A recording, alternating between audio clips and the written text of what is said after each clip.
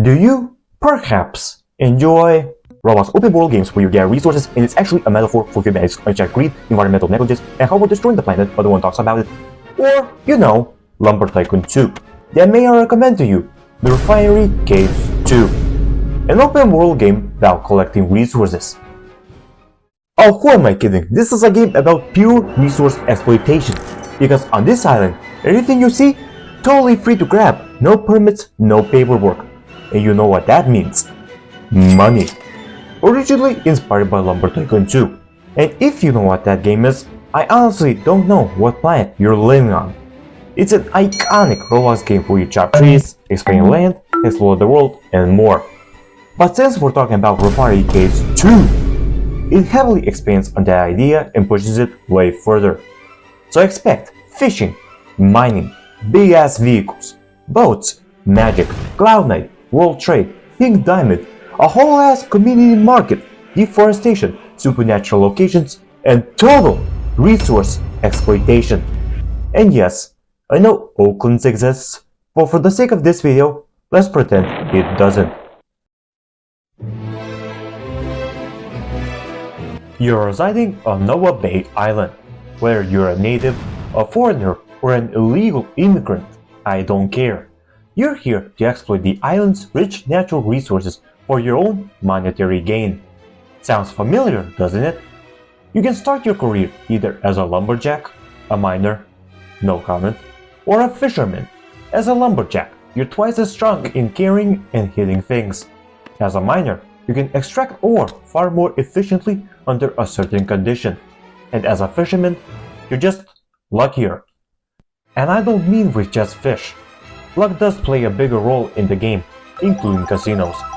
Depending on your path, you'll either chop wood, as if we're not running out of that soon, mine minerals for hang, or catch fish with microplastics. And that's the game. Okay, not really. There's way more to it than that. But here's the real question. When does the real game begin? When do you start building your own supplier business and truly take advantage of the island's vast potential? Well, look no further than your own plot of land. It shouldn't be too hard to figure out. If you refine your product, you get more money. But you already knew that, right? Dummy. Let's talk about the simpler stuff. Luckily, you already start out with some land. Again, no paperwork required. All you have to do is to purchase either a sawmill, furnace, or a stove. Put in the raw item and you get more money. In addition, you can purchase conveyors to make things easier. Fun fact, you can actually scale these. And sure, you could just build the bare essentials, but your brain simply does not allow you to do that. By using your own refined resources, you can build your own base. And listen up, thanks to Zig's dev team, they were smart enough to implement Roblox Studio tools, including complex moving, scaling, and rotation. If you compare it to Lumber Tycoon 2's building system, you'll quickly realize you've been building with literal sticks and stones this entire time. You would never be able to build this in LT2. Well, not in a million years. If your plot feels too small, you can always expand it at the land agency. A full expansion will cost you $250,000. Yeah, that was just a quick intermission on building. We'll come back to this later. Now let's talk about vehicles.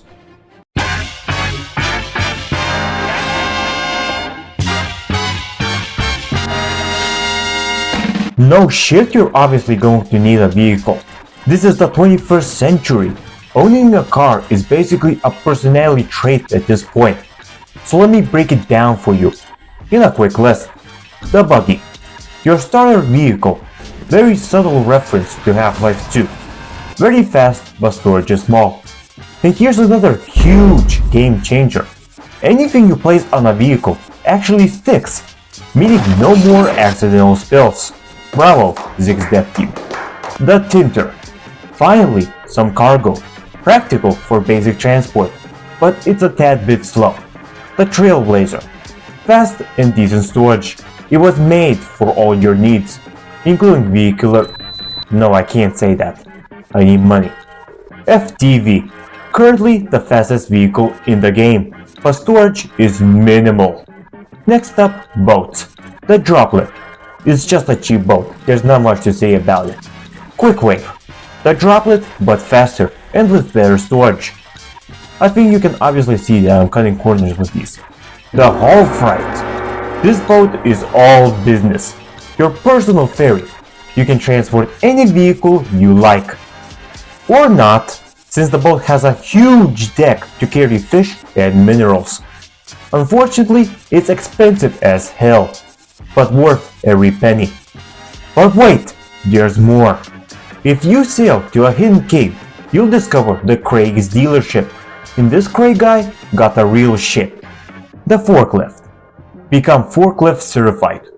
Exclusively used to carry crates, and I'll get to that later. Total failure at lifting else besides crates. The Utilizer. A truck made to transport trees.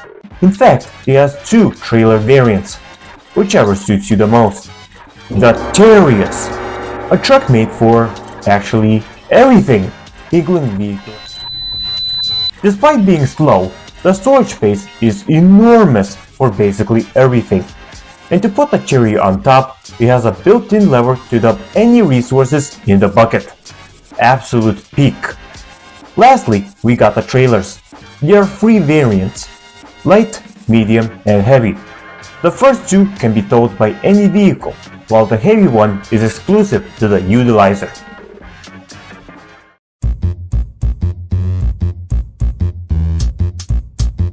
Like any RPG game, or any game ever, you'll need better and more efficient equipment.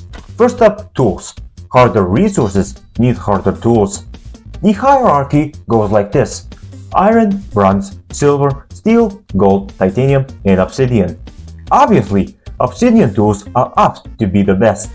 But this is where your mastery plays into effect.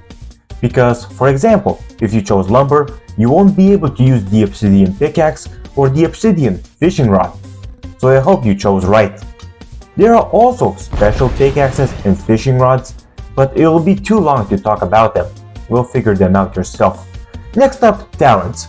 You can get permanent perks that make your life easier, just like in real life. Here are some notable ones. Tool Reaper. Do a fetch quest for this guy for a perk that lets you keep your tools even after dying. This is huge. Parkourist. Climb this mountain in Roswell Island so you can climb ledges. Golden Ticket. Talk to this guy and then sell a single piece of gold to get a golden ticket that decreases the cost of all tickets by $200. Moving on, enchantments. It's almost identical to Minecraft's enchanting. Like it says in the book, your tools can be blessed and cursed. What fucking Going to layer 3 and fusing your tool with an ancient rune, you enchant your tool. Like what else do you expect? There's too many enchants to list in this video, but some better ones are chaining and abundance, while some of the worst ones are arson and downgrading, just to name a few. Lastly, these special tools. Hookling 8. Do a quest for this nerd. But she's special. She can craft up a grappling hook if you give her these items. And how could I end this part without mentioning the most sacred tool in the game? Ladies and gentlemen, the one tool you've been waiting for, the Proton 24. This game's popularity would have halved if it wasn't for the Proton. Complete some nerdy fetch quests and she'll craft you a life-changing gadget. A gravity-based tool that picks up every item within its field, turning the Sisyphus equivalent task of picking up singular ores into a problem that no longer exists. Bravo, 6-Deck team, yet again.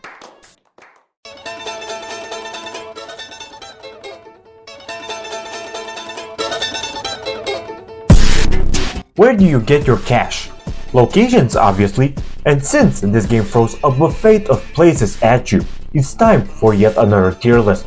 Disclaimer, this is my opinion and you will not judge me for it, like a Twitter fanbase. The Plains. Beginner's Place. Oak, maple, cherry, rocks, and iron everywhere. Early game money and solid for basic materials. B tier. The Open Sea. You catch fish. That's it. There's coral and kelp too, I guess. But By exploring the seas, you can find the One Piece, sorry I meant shipwrecks, that drop valuable loot like treasure chests and oil barrels for $8,000. S tier. Oh wait, they nerfed it. Still good nonetheless. A tier. Marble Valley, a small spot full of marble and granite. Easy and quick cash maker. B tier. The Quarry. Includes bauxite, iron, copper, and coal. The problem is, you can't drive down the quarry. Consequently, you have to carry every single ore back up by hand. And it's not even worth the price. One must imagine RC2 players happy. D tier. The Swamp. The Shrek Swamp offers swamp trees, clay that can be turned into bricks, and ponds with dead fish. Barely reaches C tier. The Jungle includes sulfur, aka Twitter, amber, acacia, and grapewood. Basically, massive oak trees. Back then, you were able to saw grapewood for near infinite oak wood, but they patched it. C tier. The Dead Zone. My bad, this is Twitter. Bring a diving tank unless you want to suffocate on pure toxicity. To even enter, you'll need dynamite, both to get in and hopefully get out. Unfortunately, the payout here is terrible, but this place looks kinda cool. Feels like something straight out of Half-Life 2 beta. D tier. Stone Cradle. You'll need dynamite just to blow your way into the cave that leads you to, yep, you guessed it, Stone Cradle. Looks amazing, but let's be real. Beauty doesn't pay the bills. The place is packed with amber and cobalt, but the haul is barely worth the trip. However, here's a twist. If you enter the Stone Cradle at night, you'll stumble upon the elusive nightshade trees. But there's a catch. If you don't refine the wood before sunrise, it withers into dust. Visually, beautiful. Financially, below average. C tier. Nova's Cave System. Layer 1. Dusty passages. For some reason, strong winds thrive here. Shame on you, 6dev team. Oh wait, it actually makes sense. 10 points, 6dev team. Includes coal and quartz, but we're not here for that. You're here for the ancient runes for enchanting your tools. B tier. Layer 2. Lush Valley. A beautiful place made for everyone. Glowing yellow trees, jade, and a fishing pond. And for dessert, titanium tools are sold here. B tier. Roswell Island. On the surface, not much, just redwood. C tier. But if you explore a little further, you'll quickly figure out that this is the best island to farm in. Salt Cave. Do you know that people literally wage wars over fucking salt? Well, in here, it's worthless. D tier. Mount Adam. This place is the bomb! Chop pinewood for huge bucks, or mine cloudnite for huge bucks. Despite climate change, it's still cold here. Stay next to campfires so you don't freeze to death. A secret addition includes a very rare glacial tree, if you're lucky. S tier. The Sarcophagus. A war cave. $4,000 tall just to go in and out. The price tier is there for a reason, because this is the second best fishing spot and has underwater gems like sapphire and rubies. A tier. But just you wait, the toll fee will make even more sense soon. We will be back here soon.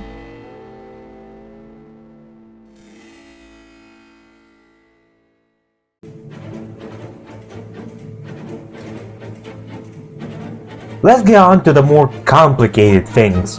You'll be able to afford more complex and never thought of factories, like the sand sifter that filters any sand-like material for other resources, the polisher that shines ore for even more cash, and the packagers. By packaging any material, it comes out in a compact box, while the industrial packager can fit 25 packages or just 25 of anything into one big crate. And any inserted resources get a 5% monetary bonus. And lastly, we have the return of my worst enemy, logic. I swear to God, learning how to control a nuclear reactor is easier than this. But this thing alone separates the smart and the dumb. If you're on the smarter side, You can build a lot of contraptions that would make your life easier, to the point that this knowledge in-game can be a fourth career job. I just can't wait for the inevitable development of supercomputers taking over our planet one day. And that's the end of building. And that would be it. But of course not, we still have 2 more parts to go in this video. And trust me, they're here for a reason. Now, you might be thinking, do these locations even offer anything profitable? Well, here's the thing. While most newcomers busy themselves working on the surface, only a select few know about the true gold mines, hidden spots, forgotten paths, untouched veins of wealth. As they say, the common stay on the surface to distract themselves from true progress, but not you. And now I'm going to share that knowledge with you.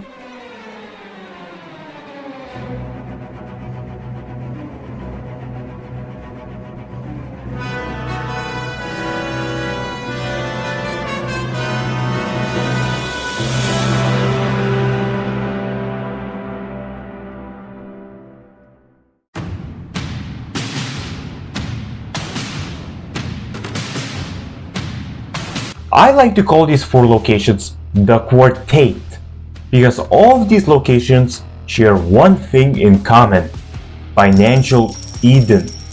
They're also unique and supernatural, but do you really think that a person who built his supplier business from destroying fauna will care about the word supernatural? The answer is no. Crystallized Abyss. By bringing a gemstone of your choosing via fishing, sifting, or chests, and transporting it to the depths of the Roswell mines, you open the bridge to some of the most valuable and hidden resources. You have silverwood and goldwood to chop, blast shards and vault shards to mine, but don't hit it over 65% because the ore explodes and you may or may not fling to your death. And the Crystal Lake for fishing. Set up a timer for how long the bridge is gonna stay open, or else you may get stranded with the riches you have made. As time went on, this location became less profitable, but it's still good nonetheless. A tier. Miner's Hideout. In the sarcophagus lies a roof with some of the most valuable gemstones, like emeralds and diamonds. But maybe perhaps, if you're lucky enough, and I mean lucky enough, you may stumble upon the pink diamond. With the right and expensive equipment, this location is fucking peak. S tier. Scorching Valley. Below the miner's hideout, there's an underwater tunnel that leads you to the inferno that's called Scorching Valley. Offers magma and obsidian and volcanium, mineable with an obsidian pickaxe. You can even catch volcanic fish here. Throw all the resources into this lava stream and you'll collect them back up at the sarcophagus. In the end, the prizes are fire. S tier. Cursed Cave. Doing some parkour at the Scorching Valley, you find yourself at the Cursed Cave. Tool Reaper does not work here, but I can't imagine anyone failing this tiny jump. And here you are, looking at Abyssalite. $150 per unit. But there's a problem. You'll need to bring back all the Abyssalite back up. Yes, even through the obby to cash in your bag. But let's do some quick calculations for one full trip. A full haul freight can carry around 1,000 units, increasing the price with the polisher up to $190 per unit, packaging everything into the crate for the 5% bonus and the 20% final reduction. $160,000 for a full trip. Does that sound like a good deal to you? S tier. And thus concludes Refinery Caves 2. Welcome to the endgame. Well, there's no real endgame. The one most notable feature that you can complete is the bestiary, via harvesting every tree, mining every mineral, and catching every fish. including the many other extremely rare ones I mentioned earlier. And at the same time, build something cool while you're at it. If you can do that, you can finally relax and spend the rest of your days here. Me, I won't stay here much longer. I already know the outcome of this island. Most people believe this forested haven will last for centuries, but in reality, it will barely survive a few years. As more people flock to Noah Bay for work, the island's hidden secrets, like the QUARTET, will inevitably become tourist traps. And once the so-called endless resources finally run dry, people won't try to fix it. They'll just move on to the next island. Repeat the cycle. You will see this island crumble into dust and blow away as humanity pillages more and more to fill their greed. We have learned nothing. So here's a question for you. If we have 8 billion people on Earth, multi-billion-dollar corporations with an unsustainable hunger and limited natural resources forever dwindling as I speak, what will you have after 50 years? If this goes unchanged, you will have nothing.